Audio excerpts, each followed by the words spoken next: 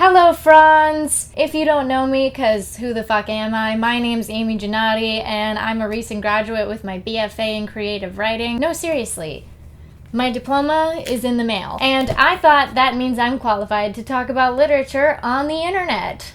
So, as part of my senior thesis, I wrote a bunch of sort of macabre poems, and my thesis advisor and I were trying to work on, developing my style or whatever. He threw a couple different labels at me, and what we kind of landed on as my style, so to speak, is Gothic poetry. Now, judging by my appearance, you may assume that a lot of men on Tinder want me to be their goth GF. This is entirely false. This is like a crafted persona that has been forced upon me. I didn't choose the goth life, okay? The goth life chose me. While I don't identify stylistically as goth, my aesthetic is very floral actually and sort of full of bright colors. I do have a gothic side, and that, my friends, is the side of gothic literature. A lot of people came to know goth through figures like Mary Shelley and the dark romanticism period. And then in America, goth sort of had a renaissance of sorts with Southern Gothic. And there's a lot of overlap in the elements of those things, but some things are sort of specific to Southern Goth. And Southern Gothic sort of bred its own subgenres within the Gothic lit community that we kind of know as like suburban goth or Gothic Americana. So today I thought we could look at one of my absolute favorite memes, which is the meme where people take average everyday things and then write descriptions of them as though they were Gothic literature.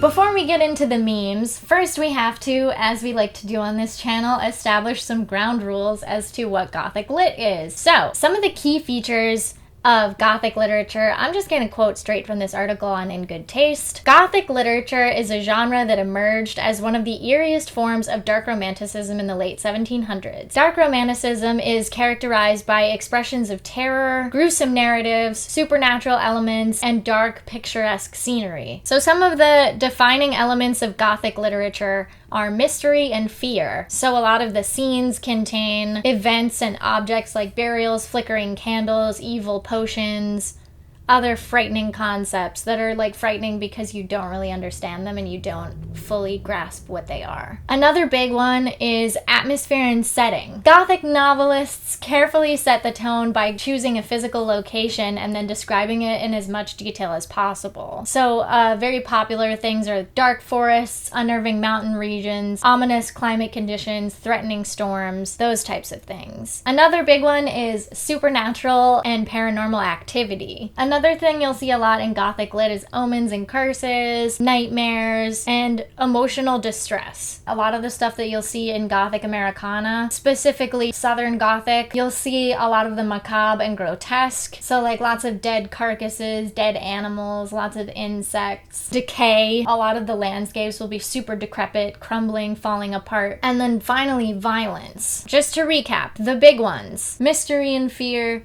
the threat of the paranormal, this slow suspense and sense of impending doom, violence or the threat of violence, atmospheric setting, everything's in decay. So now that we know some of the features of Gothic, I'm gonna read you some fun memes that I found on Tumblr, and let's decide if they're really Gothic or not. So this first one is by Tumblr user History's Ho, and it's called AP Gothic. You open the test booklet. The first page is formulas. The second page is formulas. They're all formulas. You can't find the questions. You flip through the booklet, but all of it is formulas. Time is called.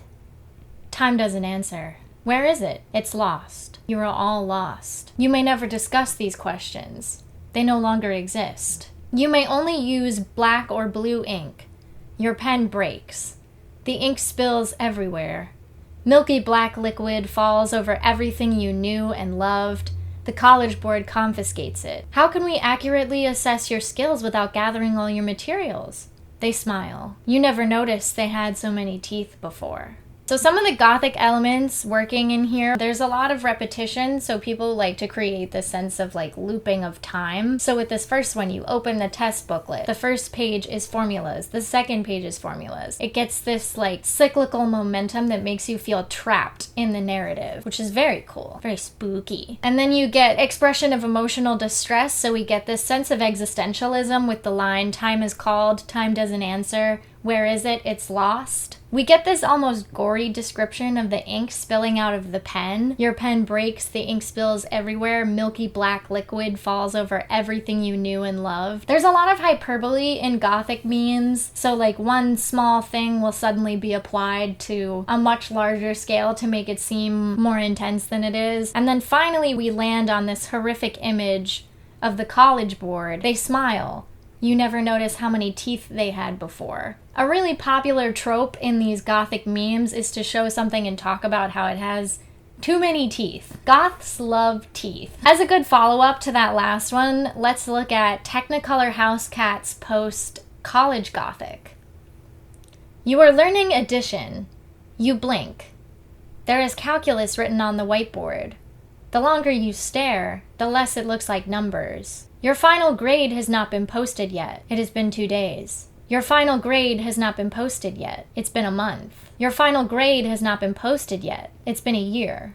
Your final grade has not been posted yet. You have had the same advisor your entire college career. Every time you see him, he has more teeth. People are screaming in your dorm. People are always screaming in your dorm. Somebody must be going out partying, your roommate says. A man sitting alone on the snowy, empty quad tells you that you will die in exactly 47 minutes. You walk away. You glance back. From a distance, you see only footprints. You walk faster. The squirrels fear no one. You do not make eye contact with the squirrels. They grow bolder every year, graduating from stealing trash to stealing the food off your plate. You shudder to think what they'll steal next. There is always someone in the study room. You have never seen them leave. It's always the same person. You've never seen them anywhere else. So again, we have this like recurring image of a creature that has too many teeth. We have mathematical dread, and then this post creates 2 different time loops. So one is where we pass a long amount of time with nothing happening, which really gives this like slow burn sense of dread. And then we get this sort of like, it might be a ghost spooky imagery with the person in the study room. Trucking right along, here's this post by Biggest Gaudiest Patronuses, and it's called LA Gothic. I wish it would rain, you say. That's a lie. The last time it rained, you were transported to a mysterious world not of your choosing. You've grown at home here. You wouldn't want to go back. You have to try the new food trucks. The new food trucks will change your life. The food trucks don't exist. They are a metaphor. Order the loaded fries. I just think that's so funny. Like, we start with this really grim image of this thing did not exist. It's a metaphor. It's all in your head. It's all an illusion. And then smash cut to order the loaded fries. You remember buying a potted succulent once. Now you have 12. They are shapes and colors you do not recognize. They whisper at night.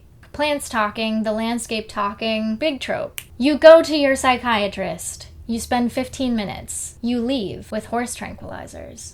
Do you need validation for parking? Do you need validation for parking? Do you require validation? You should call your mom. That's so brilliant. Using a question that's just like this mundane annoyance as a jumping off point for like a larger existential conflict. Brilliant. This one is a little bit less funny and a little bit more spooky. This one is Southern Texas Gothic by Fleebs. They drain the San Antonio Riverwalk once a year.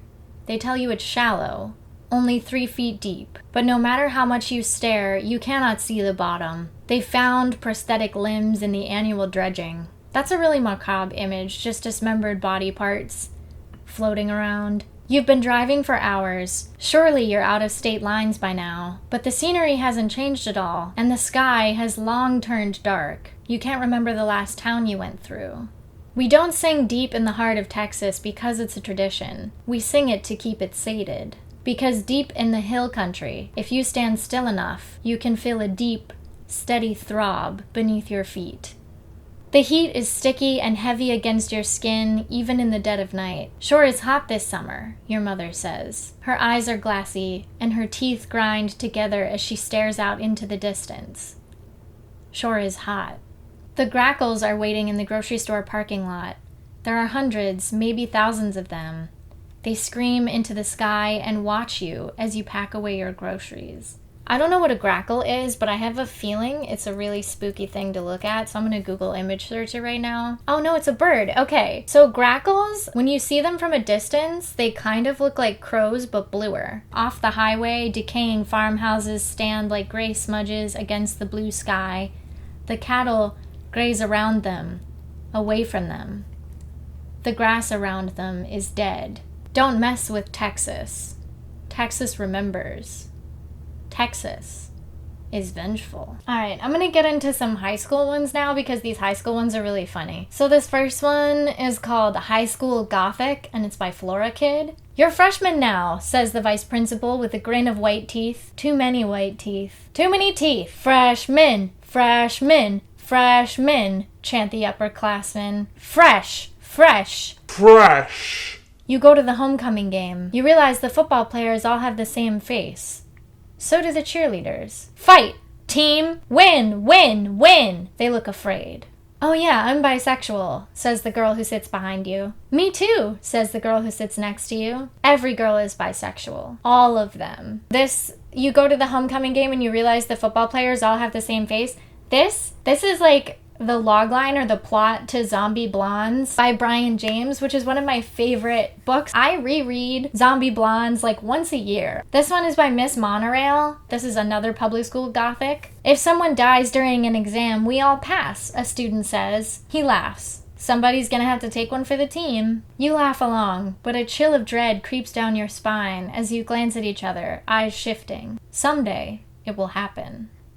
No one knows who wears the mascot suit at pep rallies. They run onto the court, dancing to the beat of the music, and the students cheer wildly. You lock eyes with the mascot. You've never seen emptier eyes. Perhaps there's no one in the costume after all. The costume loft smells of black mold. The school cut its funding for the drama department. Yet each year, new costumes appear. They're starting to look less like costumes and more like everyday articles of clothing. You trip over a pair of sneakers on your way out and vaguely recall a classmate from last year who wore the same shoes. The last meme I'm gonna read for you guys, this one is my absolute favorite. This one is so good, just like on a line level. It's satire and goth. It's satire goth. This is called IKEA Gothic, and it's by I'm an Aesthetic Mess. Goddamn right you are. You check the time. It's 1 p.m. Don't take a cart from outside. They won't like it. They're meant to be left outside. Leave them alone. You go in. The line stretches for miles. You can't see the end. There is no end. You need a lamp. They're downstairs, through the turnstile. There are dishes, stairs leading to nowhere. Don't follow them. You might not come back. Follow the arrows. Don't get lost. You won't come out. You check the time. It's 1 p.m. There's a worker. Don't look too long. She isn't human. You check the time. It's 1 p.m. You need a lamp. There are light bulbs. Where are the lamps? Something heavy is in your pocket. It's a watch. You check it. It's 1 p.m. Follow the arrows. They'll take you out. Don't get lost. There's a lamp. Only one. It shouldn't be there. You take it. There are stairs, but there is no exit. People are waiting to check out. They never will. You go upstairs. You keep going upstairs. There is no upstairs. You're upstairs. You check a clock. It's 1 p.m. Follow the arrows. Don't get lost. It's 1 p.m. It's been 1 p.m. for the past year. Your friends are worried. Follow the arrows. Don't get lost. It's 1 p.m. Follow the arrows. I'm an aesthetic mess. I would encourage you to submit this to a magazine and honestly try to get it published with some minor edits because it's brilliant. It makes such good use of the bullet point form because you're following a list, so you fall into this rhythm that even matches the rhythm that's set up by the repetition, and the whole thing just traps you from start to finish. Really, really good shit. Okay, so taking what I've learned from these memes, I decided I might contribute my own to the pile. So I work at a bagel shop. This is just loosely inspired by my experiences. I'm gonna do a dramatic reading of Bagel Shop Gothic.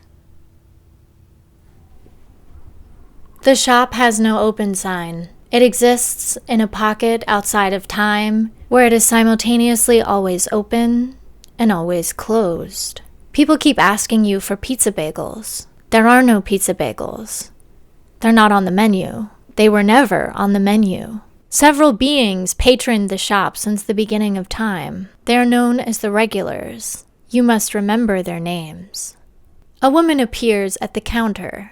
She asks, "Remember me?" You stare at her. Her features are shifting, fuzzy. "Remember me?" You don't remember. The floor rumbles.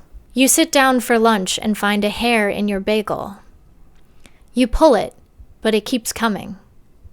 You keep pulling. Pulling. The hair's still going. You could spend your whole life pulling.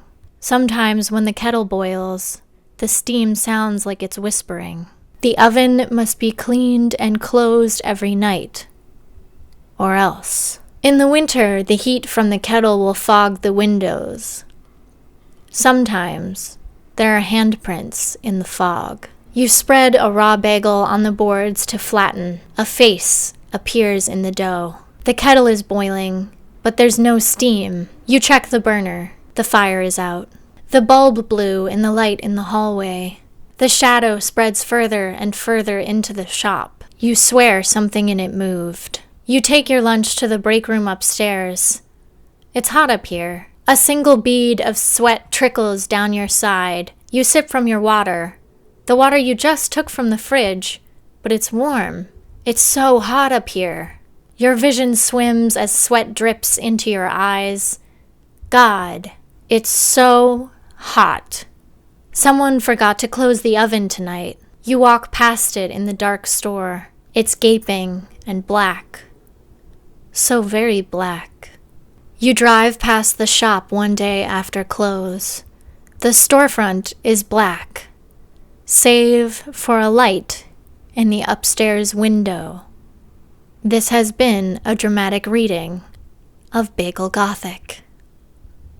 That's all I have for you today, guys. Hopefully you learned something, and if not, maybe you had fun. I don't know. I've been Amy Gennady. All my socials are in the description or whatever, and I'll see you in the next one. Okay, bye.